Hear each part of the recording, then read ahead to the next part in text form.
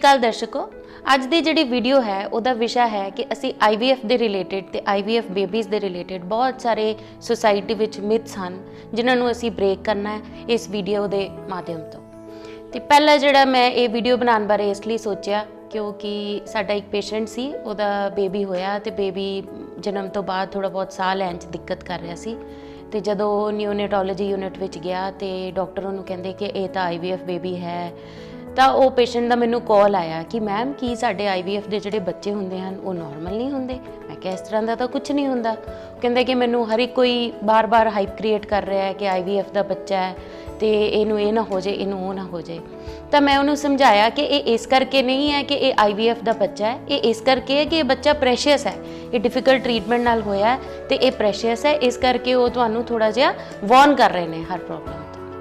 ਹੁਣ ਅਸੀਂ ਸ਼ੁਰੂ ਕਰਾਂਗੇ ਕਿ ਕੀ IVF ਬੇਬੀ ਨਾਰਮਲ ਹੁੰਦੇ ਹਨ, ਆਮ ਬੱਚਿਆਂ ਵਾਂਗ ਹੁੰਦੇ ਹਨ।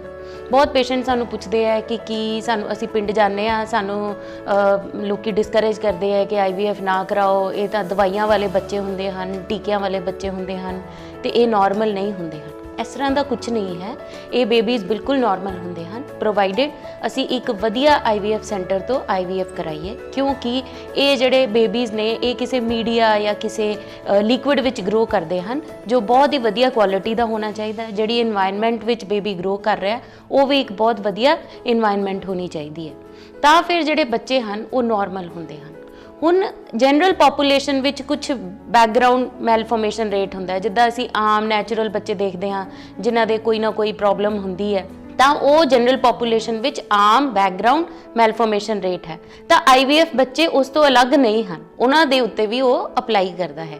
ਕੁਝ ਬੱਚਿਆਂ 'ਚ ਥੋੜੇ ਬਹੁਤ ਜਮਾਂਦਰੂ ਨੁਕਸ ਹੋ ਸਕਦੇ ਹਨ, ਮਗਰ ਉਹਨਾਂ ਦਾ ਪਰਸੈਂਟੇਜ ਬਹੁਤ ਹੀ ਥੋੜਾ ਹੈ ਔਰ ਉਹਦਾ ਕਾਰਨ ਇਹ ਹੈ ਕਿ ਇਹਨਾਂ ਦੇ ਜਿਹੜੇ ਮਾਂ-ਬਾਪ ਨੇ ਉਹ ਫਰਟੀਲਿਟੀ ਤੋਂ ਪਰੇਸ਼ਾਨ ਹਨ, ਉਹ ਨਾਰਮਲ ਪੋਪੂਲੇਸ਼ਨ ਨਹੀਂ ਹਨ, ਪਲੱਸ ਉਹਨਾਂ ਦੀ ਉਮਰ ਆਮ ਪੇਸ਼ੈਂਟ ਤੋਂ ਜਿਹੜੇ ਨੈਚੁਰਲ ਕਨਸੈਪਸ਼ਨ ਦੇ ਬੱਚੇ ਹੁੰਦੇ ਆ ਉਹਨਾਂ ਤੋਂ ਥੋੜੀ ਜੀ ਜ਼ਿਆਦਾ ਹੁੰਦੀ ਹੈ। ਨੈਕਸਟ ਜਿਹੜਾ ਬਹੁਤ ਕਾਮਨਲੀ ਮਿਥ ਹੈ ਕਿ ਮੈਮ ਕੀ ਇਹ ਪ੍ਰੋਸੀਜਰ ਬਹੁਤ ਪੇਨਫੁਲ ਹੈ, ਤਾਂ ਮੈਂ ਇਹ ਕਹਿਣਾ ਚਾਹਾਂਗੀ ਕਿ ਇਹ ਪ੍ਰੋਸੀਜਰ ਫਿਜ਼ੀਕਲੀ ਤਾਂ ਇੰਨਾ ਪੇਨਫੁਲ ਨਹੀਂ ਹੈ, ਪਰ ਰਿਜ਼ਲਟ ਨੂੰ ਲੈ ਕੇ ਤੇ ਇਮੋਸ਼ਨਲੀ ਇਹ ਇੱਕ ਕਾਫੀ ਪੇਨਫੁਲ ਪ੍ਰੋਸੀਜਰ ਹੈ। ਪਰ ਫਿਜ਼ੀਕਲੀ ਜੇ ਅਸੀਂ ਕਹੀਏ ਕਿ ਸਰੀਰ ਨੂੰ ਕਸ਼ਟ, ਤਾਂ ਉਹਦੇ ਵਿੱਚ ਕੁਝ ਵੀ ਨਹੀਂ ਹੈ। 10 ਦਿਨ ਦੇ ਟੀਕੇ ਹੈ ਜਿਹਦੇ ਵਿੱਚ ਸਿਰਫ ਆਉਣਾ ਹੈ, ਸਕੈਨ ਕਰਵਾਉਣਾ ਹੈ, ਚਲੇ ਜਾਣਾ ਹੈ। ਉਸ ਤੋਂ ਬਾਅਦ ਬੇਹੋਸ਼ ਹੋ ਕੇ ਜਿਹੜਾ ਐਗ ਨਿਕਾਲਣ ਦਾ ਪ੍ਰੋਸੀਜਰ ਹੈ ਉਹਦੇ ਵਿੱਚ ਕੋਈ ਦਰਦ ਨਹੀਂ ਹੁੰਦੀ। ਬੇਹੋਸ਼ੀ ਦਾ ਜਿਹੜਾ ਡਿਊਰੇਸ਼ਨ ਹੈ ਉਹ ਬਹੁਤ ਘੱਟ ਹੁੰਦਾ, 10-15 ਮਿੰਟ ਦਾ। ਉਸ ਤੋਂ ਬਾਅਦ ਐਂਬਰੀਓ ਟ੍ਰਾਂਸਫਰ ਹੁੰਦਾ, ਜਿਹੜਾ ਭਰੂਣ ਵਾਪਸ ਰੱਖਣ ਦਾ ਪ੍ਰੋਸੀਜਰ ਹੈ ਉਹ ਵੀ ਸਿਰਫ 10-15 ਮਿੰਟ ਦਾ ਪ੍ਰੋਸੀਜਰ ਹੁੰਦਾ ਹੈ, ਜਿਹਨੂੰ ਅਸੀਂ ਬੇਹੋਸ਼ ਵੀ ਨਹੀਂ ਕਰਦੇ ਜਿਹਦੇ ਵਿੱਚ ਪੇਸ਼ੈਂਟ ਨੂੰ। ਤੇ ਫਾਈਨਲੀ ਜਿਹੜਾ ਹੈਗਾ ਰਿਜ਼ਲਟ ਆ ਜਾਂਦਾ ਹੈ ਤੇ 1 ਮਹੀਨੇ ਦੇ ਅੰਦਰ ਅੰਦਰ ਇਹ ਪ੍ਰੋਸੀਜਰ ਵਾਈਂਡ ਅਪ ਹੋ ਜਾਂਦਾ ਹੈ। ਫਿਜ਼ੀਕਲੀ ਬਹੁਤ ਟੈਕਸਿੰਗ ਨਹੀਂ ਹੈ, ਹਾਲਾਂਕਿ ਇਮੋਸ਼ਨਲੀ ਕਿਉਂਕਿ ਇਹਦੇ ਨਾਲ ਬੱਚੇ ਬੰਨੇ ਹਨ ਤੇ ਪੇਸ਼ੈਂਟ ਇਹਦੇ ਨਾਲ ਬਹੁਤ ਇਮੋਸ਼ਨਲੀ ਅਟੈਚਡ ਹੁੰਦਾ ਹੈ, ਪਲੱਸ ਕਾਫੀ ਖਰਚਾ ਹੋ ਰਿਹਾ ਹੁੰਦਾ ਹੈ, ਇਸ ਲਈ ਇਹ ਇਮੋਸ਼ਨਲੀ ਥੋੜਾ ਜਿਹਾ ਪੇਨਫੁਲ ਹੈ। ਨੈਕਸਟ ਕੁਐਸਚਨ ਪੁੱਛਿਆ ਜਾਂਦਾ ਹੈ ਕਿ ਕੀ ਜਿਹੜੀ ਹੈਗੀ ਹੈ ਬੈੱਡ ਰੈਸਟ ਰਿਕੁਆਇਰਡ ਹੈ। ਬੈੱਡ ਰੈਸਟ ਜਿਹੜੀ ਹੈਗੀ ਉਹ ਅਸੀਂ ਬੈੱਡ ਰੈਸਟ ਦੇ ਅਗੇਂਸਟ ਬਹੁਤ ਪੇਸ਼ੈਂਟਸ ਨੂੰ ਕਹਿੰਦੇ ਹਾਂ, ਪਰ ਉਹ ਘਰ ਜਾ ਕੇ ਮੰਨਦੇ ਨਹੀਂ ਸਾਡੀ ਗੱਲ। ਅਸੀਂ ਉਹਨਾਂ ਨੂੰ ਕਹਿੰਦੇ ਹਾਂ ਬੈੱਡ ਰੈਸਟ ਨਾ ਕਰਿਓ, ਪਰ ਉਹ ਘਰ ਜਾ ਕੇ ਬੈੱਡ ਰੈਸਟ ਕਰਨ ਦੀ ਕੋਸ਼ਿਸ਼ ਕਰਦੇ ਆ। ਉਹਨਾਂ ਨੂੰ ਲੱਗਦਾ ਬੈੱਡ ਰੈਸਟ ਕਰਨ ਨਾਲ ਰਿਜ਼ਲਟ ਆ ਜਾਏਗਾ, ਜਾਂ ਫਿਰ ਜੇ ਬੈੱਡ ਰੈਸਟ ਨਹੀਂ ਕੀਤੀ ਹੁੰਦੀ ਤਾਂ ਉਹਨਾਂ ਨੂੰ ਇਹੀ ਲੱਗਦਾ ਰਹਿੰਦਾ ਹੈ ਕਿ ਜੇ ਕਿਉਂਕਿ ਅਸੀਂ ਬੈੱਡ ਰੈਸਟ ਨਹੀਂ ਕੀਤੀ ਇਸ ਕਰਕੇ ਰਿਜ਼ਲਟ ਨਹੀਂ ਆਇਆ। ਪਰ ਡਾਕਟਰੀ ਸਲਾਹ ਇਹ ਨਹੀਂ ਹੈ। ਇਸ ਦੇ 1-2 ਕਾਰਨ ਹਨ ਜਿਹੜੇ ਮੈਂ ਸਪਸ਼ਟ ਕਰਨਾ ਚਾਹੁੰਦੀ ਹਾਂ। ਪਹਿਲਾ ਇਹ ਕਿ ਬੈੱਡ ਰੈਸਟ ਕਰਨ ਨਾਲ ਬਹੁਤ ਜ਼ਿਆਦਾ ਬੰਦਾ ਵਿਹਲਾ ਰਹਿੰਦਾ, ਉਹਦਾ ਹਮੇਸ਼ਾ ਨੈਗੇਟਿਵਿਟੀ ਵਾਲੀ ਧਿਆਨ ਜਾਂਦਾ ਹੈ, ਜਦ ਕਿ ਅਸੀਂ ਜੇ ਕੋਈ ਕੰਮ ਕਰਦੇ ਰਹੀਏ ਤਾਂ ਸਾਡਾ ਧਿਆਨ ਦੂਜੇ ਪਾਸੇ ਚਲਾ ਜਾਂਦਾ ਹੈ। ਇਸ ਕਰਕੇ ਬੈੱਡ ਰੈਸਟ ਜਿਹੜੀ ਹੈਗੀ ਹੈ ਉਹਦੇ ਨਾਲ ਜਿਹੜਾ ਸਾਈਕੋਲੋਜੀਕਲ ਇਫੈਕਟਸ ਕਰਕੇ ਰਿਜ਼ਲਟ ਵਧਣ ਦੀ ਬਜਾਏ ਘਟ ਜਾਂਦੇ ਹਨ। ਨੈਕਸਟ ਜਿਹੜਾ ਹੈਗਾ ਕਿ ਇਹਦੇ ਵਿੱਚ ਕੋਈ ਹਿਡਨ ਕਾਸਟ ਹੁੰਦੀਆਂ ਹਨ। ਮੇਰੀ ਇਹ ਸਲਾਹ ਹੈ ਕਿ ਜਦੋਂ ਵੀ ਅਸੀਂ ਕਿਸੇ IVF ਸੈਂਟਰ ਤੇ ਜਾਈਏ ਤੇ ਸਾਡੀ ਇੱਕ ਬਹੁਤ ਡਿਟੇਲ 'ਚ ਫਾਈਨੈਂਸ਼ੀਅਲ ਕਾਉਂਸਲਿੰਗ ਹੋਣੀ ਚਾਹੀਦੀ ਹੈ। ਸਾਨੂੰ ਚੰਗੀ ਤਰ੍ਹਾਂ ਸਮਝਣਾ ਚਾਹੀਦਾ ਹੈ ਕਿ ਕਿੱਥੇ-ਕਿੱਥੇ ਕਿਸ-ਕਿਸ ਲੈਵਲ ਤੇ ਕੀ ਖਰਚਾ ਹੋਏਗਾ। ਕਈ ਪੇਸ਼ੈਂਟਸ ਦੇ ਦਿਮਾਗ ਵਿੱਚ ਹੁੰਦਾ ਹੈ ਕਿ IVF ਦੀ ਟ੍ਰੀਟਮੈਂਟ ਜਿਹੜੀ ਹੈਗੀ ਹੈ ਉਹ ਬਹੁਤ ਕਾਸਟਲੀ ਹੈ। ਹੁਣ ਕਾਸਟ ਤੇ ਆਈਏ ਤਾਂ ਇਹਦੇ ਵਿੱਚ 2-3-4 ਰੀਜ਼ਨਸ ਹਨ ਜਿਸ ਕਰਕੇ ਇਹ ਕਾਸਟਲੀ ਹੈ। ਪਹਿਲੇ ਤਾਂ ਇਹਦੇ 'ਚ ਜਿਹੜੇ ਟੀਕੇ ਲੱਗਦੇ ਹਨ ਉਹ ਕਾਫੀ ਕਾਸਟਲੀ ਹੁੰਦੇ ਹਨ। ਫਿਰ ਜਿਹੜਾ ਪ੍ਰੋਸੀਜਰ ਹੁੰਦਾ ਉਹਦੇ ਵਿੱਚ ਜਿਹੜੀ ਨੀਡਲਸ ਤੇ ਐਂਬਰੀਓ ਟ੍ਰਾਂਸਫਰ ਕੈਥੇਟਰਸ ਤੇ ਜੋ ਵੀ ਇਕਵਿਪਮੈਂਟ ਯੂਜ਼ ਹੁੰਦੀ ਹੈ ਉਹ ਵੀ ਕਾਫੀ ਕਾਸਟਲੀ ਹੁੰਦੀ ਹੈ। ਇਸ ਕਰਕੇ ਜਿਹੜਾ ਮੀਡੀਆ ਤੇ ਹੋਰ ਜਿਹੜੀ ਹੈਗੀ ਹੈ ਕਾਸਟ ਹੈ ਉਹ ਪਾ ਕੇ IVF ਦੀ ਕਾਸਟ ਥੋੜੀ ਜੀ ਵੱਧ ਜਾਂਦੀ ਹੈ। ਪਰ ਮੈਂ ਇਹ ਕਹਿਣਾ ਚਾਹੁੰਦੀ ਹਾਂ ਕਿ ਕੁਝ ਪੇਸ਼ੈਂਟ ਇਸ ਲਈ IVF ਨਹੀਂ ਕਰਾਉਂਦੇ ਕਿ ਜੀ ਇਹਦੇ ਵਿੱਚ ਬਹੁਤ ਖਰਚਾ ਹੈ, ਇਹਦੇ ਸਕਸੈਸ ਦੀ ਗਾਰੰਟੀ 100% ਨਹੀਂ ਹੈ। ਪਰ ਜੇ ਉਹਨਾਂ ਦੇ ਉੱਤੋਂ ਡਿਟੇਲ 'ਚ ਅਸੀਂ ਪਤਾ ਕਰੀਏ ਤਾਂ ਉਹਨਾਂ ਨੇ ਆਲਰੇਡੀ ਜਿਹੜਾ ਹੈਗਾ ਇੰਨਾ ਕਿ ਜਿੰਨਾ ਕਿ IVF ਤੇ ਖਰਚਾ ਹੋਣਾ ਉਹ ਕਰ ਚੁੱਕੇ ਹੁੰਦੇ ਆ, ਬਾਰ-ਬਾਰ ਡਾਕਟਰ ਬਦਲਣ ਕਰਕੇ। ਕਿਸੇ ਵੀ ਇੱਕ ਡਾਕਟਰ ਕੋਲ ਟਿਕ ਕੇ ਉਹਨਾਂ ਨੇ 2-4 ਮਹੀਨੇ ਤੋਂ ਜ਼ਿਆਦਾ ਟ੍ਰੀਟਮੈਂਟ ਨਹੀਂ ਲਈ ਹੋਈ। ਜੇ ਡਾਕਟਰ ਥੋੜਾ ਜਿਹਾ ਅਗਰੈਸਿਵ ਹੋਵੇ, ਜ਼ਿਆਦਾ ਟ੍ਰੀਟਮੈਂਟ ਕਰੇ, ਤਾਂ ਵੀ ਪੇਸ਼ੈਂਟਸ ਨੂੰ ਲੱਗਦਾ ਹੈ ਕਿ ਇਹ ਬਹੁਤ ਛੇਤੀ IVF ਕਰਨ ਲੱਗ ਗਏ। ਜੇ ਸਲੋ ਹੋਵੇ ਤਾਂ ਉਹਨਾਂ ਨੂੰ ਲੱਗਦਾ ਹੈ ਕਿ ਇਹਨਾਂ ਦਾ ਸਕਸੈਸ ਰੇਟ ਨਹੀਂ ਹੈ। ਇੰਪੇਸ਼ੈਂਸ ਜਿਹੜੀ ਹੈਗੀ ਆ ਉਹ ਹੈ। ਪਰ ਮੈਂ ਇਹਦੇ ਵਿੱਚ ਇੱਕ ਗੱਲ ਕਹਿਣਾ ਚਾਹਾਂਗੀ ਕਿ ਇਹ ਹੈ ਕਿ ਕੋਈ ਨੈਚੁਰਲ ਕਨਸੈਪਸ਼ਨ ਜਿਹੜੀ ਹੈਗੀ ਹੈ, ਕੋਈ ਲੇਡੀ ਹੈ ਜਿਹਨੂੰ ਕੋਈ ਪ੍ਰੋਬਲਮ ਨਹੀਂ ਹੈ, ਓਵਰੀ ਠੀਕ ਹੈ, ਅੰਡੇਦਾਨੀ ਠੀਕ ਹੈ, ਟਿਊਬ ਠੀਕ ਹੈ, ਬੱਚੇਦਾਨੀ ਠੀਕ ਹੈ, ਸਾਰਾ ਕੁਝ ਠੀਕ ਹੈ, ਉਹਨੂੰ ਵੀ ਹਰ ਮਹੀਨੇ ਪ੍ਰੈਗਨੈਂਸੀ ਦਾ ਜਿਹੜਾ ਨੈਚੁਰਲੀ ਚਾਂਸ ਹੈ ਉਹ 10 ਤੋਂ 15% ਹੈ, 20% ਮੈਕਸਿਮਮ ਹੈ। ਇਸ ਕਰਕੇ ਨੇਚਰ ਜੇ 15-20% ਪਰ ਸਾਈਕਲ ਪ੍ਰੈਗਨੈਂਸੀ ਰੇਟ ਦੇ ਰਿਹਾ ਹੈ ਤਾਂ ਜੇ IVF ਵਿੱਚ 50-60% ਵੀ ਪ੍ਰੈਗਨੈਂਸੀ ਰੇਟ ਆਉਂਦਾ ਹੈ ਤੇ ਉਹ ਕਾਫੀ ਜ਼ਿਆਦਾ ਹੈ, ਕਿਉਂਕਿ ਉਹਦੇ ਵਿੱਚ ਸਾਰਾ ਕੁਝ ਬਾਹਰ ਹੀ ਹੋ ਜਾਂਦਾ ਹੈ, ਸਿਰਫ ਭਰੂਣ ਬਣਾ ਕੇ ਬੱਚੇਦਾਨੀ ਵਿੱਚ ਰੱਖਣੇ ਹੁੰਦੇ ਹਨ। ਤਾਂ ਇੰਪੇਸ਼ੈਂਸ ਜਿਹੜੀ ਹੈਗੀ ਹੈ ਐਟ ਦੀ ਲੈਵਲ, ਕਿਉਂਕਿ ਇਹ ਤਾਂ ਇੱਕ ਤਰ੍ਹਾਂ ਦੀ ਲੜਾਈ ਹੈ। ਜਿਹੜੀ ਚੀਜ਼ ਨੇਚਰ ਆਸਾਨੀ ਨਾਲ ਨਹੀਂ ਕਰ ਪਾ ਰਹੀ ਹੈ ਉਹਨੂੰ ਅਸੀਂ ਅਕੰਪਲਿਸ਼ ਕਰਨਾ ਹੈ ਤਾਂ ਉਹ ਇੰਨੀ ਛੇਤੀ ਨਹੀਂ ਹੋ ਸਕਦੀ। ਨੈਕਸਟ ਸਵਾਲ ਇਹ ਹੈ ਕਿ ਇਹਦੇ 'ਚ ਬਹੁਤ ਸਾਰੇ ਟੀਕੇ ਲੱਗਦੇ ਹਨ। ਮੈਂ ਇਹ ਦੱਸਣਾ ਚਾਹਾਂਗੀ ਕਿ ਕੁਝ ਟ੍ਰੀਟਮੈਂਟਸ IVF ਦੀਆਂ ਇਸ ਤਰ੍ਹਾਂ ਦੀਆਂ ਵੀ ਹਨ ਜਿਨ੍ਹਾਂ ਵਿੱਚ ਅਸੀਂ ਕੋਈ ਵੀ ਟੀਕਾ ਨਹੀਂ ਲਗਾਉਂਦੇ।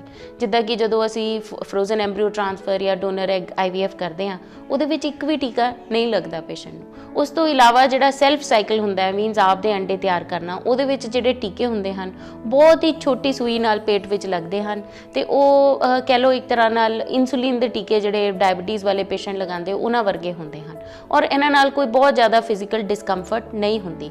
ਔਰ ਬਹੁਤ ਜ਼ਿਆਦਾ ਟੀਕੇ ਜਿਹੜੇ ਹੈਗੇ ਆ ਉਹ ਜਦੋਂ ਇੱਕ ਵਾਰ ਪ੍ਰੈਗਨੈਂਸੀ ਹੋ ਗਈ ਉਸ ਤੋਂ ਬਾਅਦ ਵੀ ਕੋਈ ਬਹੁਤ ਜ਼ਿਆਦਾ ਟੀਕੇ ਨਹੀਂ ਹਨ। ਕੁਝ ਅਨਇੰਡੀਕੇਟਡ ਟੀਕੇ ਲਗਾਏ ਜਾਂਦੇ ਹਨ ਜਿਨ੍ਹਾਂ ਦੀ ਕੋਈ ਖਾਸ ਲੋੜ ਨਹੀਂ ਹੈ, ਜਿਸ ਤਰ੍ਹਾਂ ਡੇਲੀ ਦੇ ਟੀਕੇ। ਉਹ ਫਿਰ ਸਾਨੂੰ ਚੈੱਕ ਕਰਨਾ ਪਏਗਾ ਕਿ ਸਾਡੀ ਜਿਹੜੀ ਚੋਇਸ ਆਫ ਕੰਸਲਟੈਂਟ ਤੇ ਚੋਇਸ ਆਫ IVF ਸੈਂਟਰ ਕੀ ਉਹ ਠੀਕ ਹੈ, ਕਿ ਸਾਡੀ IVF ਦੀ ਟ੍ਰੀਟਮੈਂਟ ਜ਼ਰੂਰਤ ਤੋਂ ਜ਼ਿਆਦਾ ਕੰਪਲਿਕੇਟਡ ਇਸ ਕਰਕੇ ਤਾਂ ਨਹੀਂ ਹੋ ਗਈ ਕਿ ਅਸੀਂ ਗਲਤ ਸੈਂਟਰ ਚੁਣਿਆ ਹੈ।